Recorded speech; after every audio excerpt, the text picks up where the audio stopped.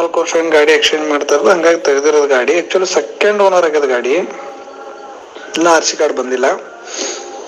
ಗಾಡಿ ಕಂಡೀಷನ್ ಚೆನ್ನಾಗೈತಿ, ನಾನೇ ಟ್ರಯಲ್ ನೋಡಿನಿ ಇದನ್ನು ಗಾಡಿದು.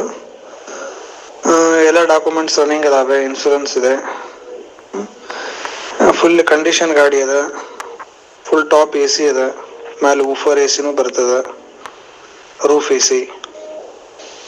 ಒಳ್ಳೆ ಕಂಡೀಷನ್ ಗಾಡಿ, ಚೆನ್ನಾಗಿದೆ.